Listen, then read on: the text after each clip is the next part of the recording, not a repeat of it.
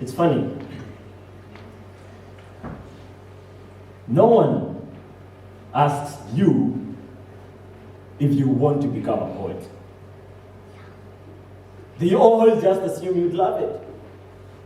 No, it's not like a very famous poet on whose steps you should follow had ever come from Kapsoya Primary School. No.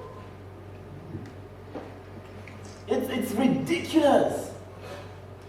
And the reason someone decides you should become a poet is even worse than ridiculous. It's not how good you are with words. It's not the number of hearts that your words have broken. It's not because you don't have another dream. No, you want to be Mariah Carey, for God's sake. It doesn't get dreamier than that. No, it doesn't. Mariah Carey. I mean, you know all the songs. You can hit all the high notes. You have a band and you have a plan. Your friend Mercy will rap as you sing. Easy, right? But no. Poetry. The hell? English. That's the reason. You speak better English than any of the other kids in your 1998 Standard 2 class. English! It's not even your first or your second language. English! Mrs. Otieno. That's the genius with a poetry plan. This is how it happens. The low chatter of bored kids halts one afternoon, right after lunch, before the break ends. Mrs. Otieno strides into the classroom, all skirts and blouse and palm hair that needs changing and palm shoes, points at you with fingers that still have chalk residue under the nails and says, wait, you, no, not you, the other one. Stand up, come on, come follow me. So you stand up and follow her, bewildered, wondering what kind of trouble you are in this time. And your classmates, they all pile on the windows, staring at you as you look up to the towering figure in front of you. Well, she's actually pretty short and plump. It's just that you're so tiny, she looks like Goliath to you. And so you're just looking up to her. And Mrs. Otieno is rummaging through her handbag, and you're expecting the worst. And she fishes out a piece of paper and hands it over to you. I want that memorized by tomorrow. And then she disappears. Right then, there's a cling, cling, cling, cling, cling. The school bell rings, and as if on cue, the skies open and rain thunders down upon Kapsoya. You duck into the classroom. It doesn't have a ceiling, so the rain pounding upon the iron sheet roofs feels like it's right within you, inside you. You unfold the piece of paper and stare at it. It doesn't make sense. Your classmates scramble all around you, grabbing at your hands and almost tearing the piece of paper to bits. They are just as puzzled as you are. Until some brilliant person proclaims, "The poem!" And you all go, "Ah, the poem." And then someone else asks, "Poem me?" And you all go silent. Now, before you can put your heads together and figure out what a poem is, your class teacher hops into the classroom, folding a wet umbrella, and you all scramble to your seats, tripping and falling over each other. You stash the poem in your bag and focus on the teacher in front of you. But you're actually listening to the rain, wondering if that is how applause feels like when Mariah sings. The day ends, as they all do, and you go home, help your aunt with chores, do regular 8-year-old things, eat, watch TV, sleep, dream of Mariah, wake up, eat, go to school, regular 8-year-old life. Regular, good, stress-free, no taxes to file kind of life. And you forget all about the previous day until you bump into Mrs. Otieno. Hey, good morning.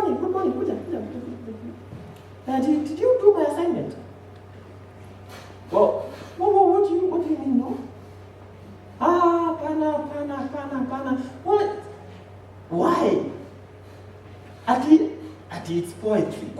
Eh? Hey, Kuja, poetry is for dreamers who live in a fantasy world. Kuja, she drags you all the way to the staff room, and before you can think, before you can open your mouth again to fight for these rights that you don't know exist yet, you can see a king hovering above your head. And faster than you can say Brikicho, it's cutting through the air with the weight of a heart P1 teacher's ego, and it's Una, Dani, Uta, Kuta, Kutu, Tawala, Hapa, Wewe, Puff. Every blow lands somewhere different. Every blow reminds you who you are and where you are and what your position is. This is 844. And in this system, you're not a person. You're just a thing. You're a thing to be beaten into shape.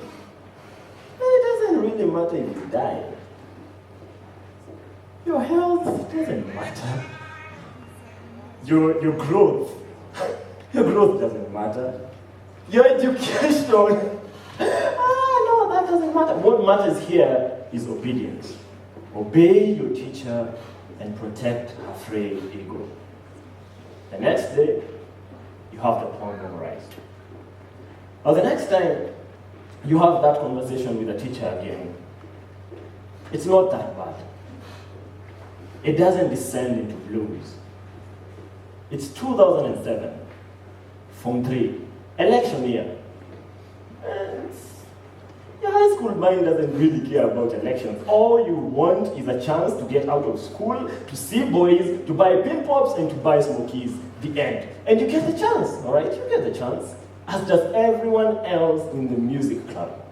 But right after the first meeting of the term, your teacher pulls you aside. And he's tall. He's really, really, really, really tall. So tall with shoulders stooping like they're about to fall off in the next step. And he pulls you, and he's skinny. Very skinny, kind of nasty. He's so skinny, in fact, that whenever a strong wind blows in the school, everyone holds a collective breath, praying that he doesn't snap into two. And he pulls you across. He wears his glasses low and peers up above them to look at you, scrunching his face like he really can't see.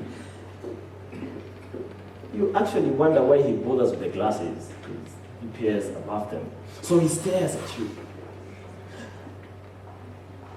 And you can tell that he's about to tell you something, but he doesn't know how to turn it. And everyone in the school knows him as Mr. So Now. You're standing right outside the staff room.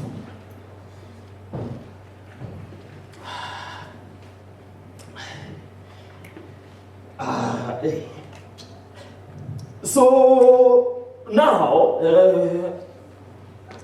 we have a small problem. You see, we don't have original pieces this year, so self-composed. So now, have you ever written a poem before? Or original? Lakini wewe lazima uende bwana. We must be singing. Sasa. So now. No, no excuses. No excuses, hapana. Tutafanya hivi, Tutafanya hivi. You, wewe, go write a poem, okay? Original. Kesho, we start rehearsals.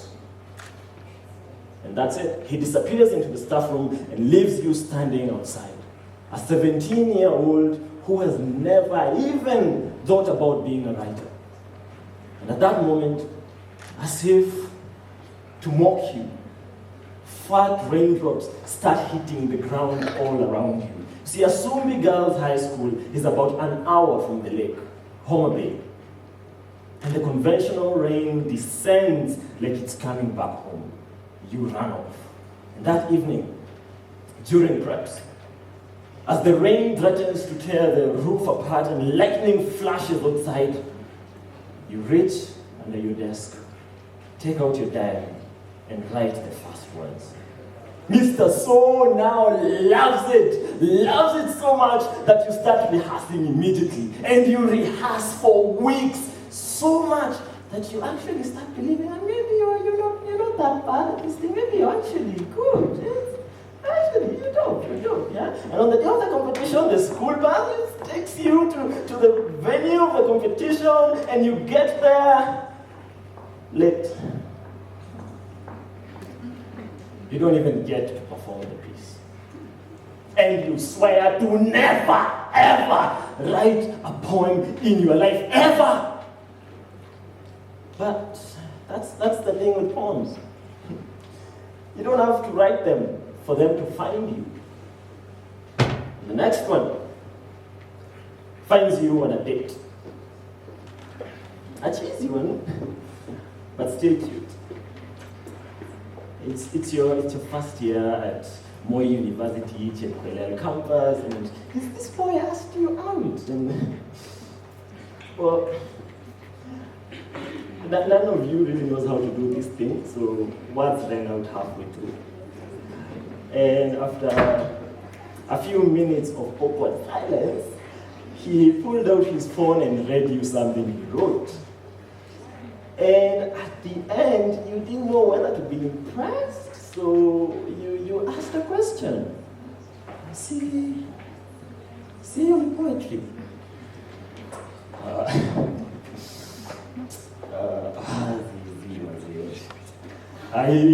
See poetry. See poetry in spoken word. Spoken word.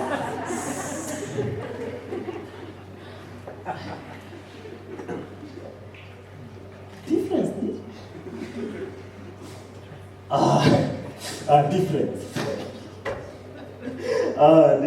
difference.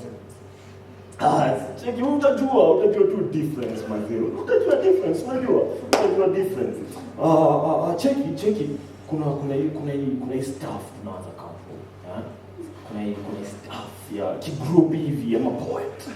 Na hata ni unakaa hivi, inaweza kuwa fiti sana ukikam through yani.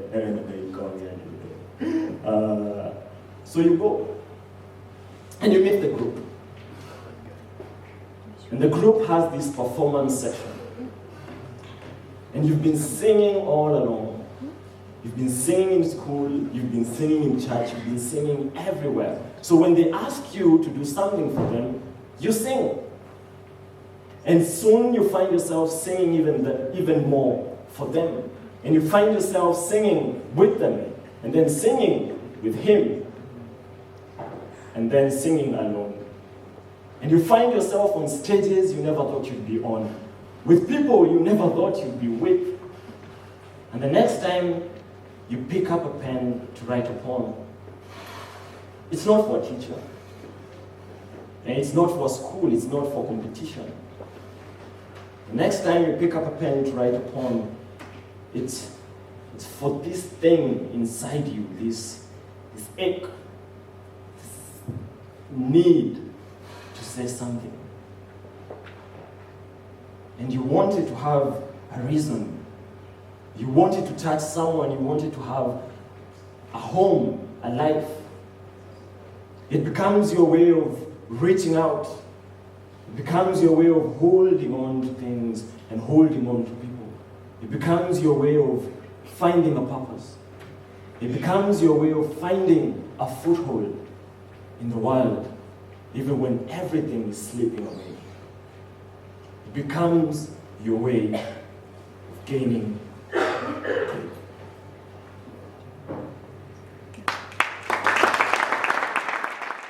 Let's go.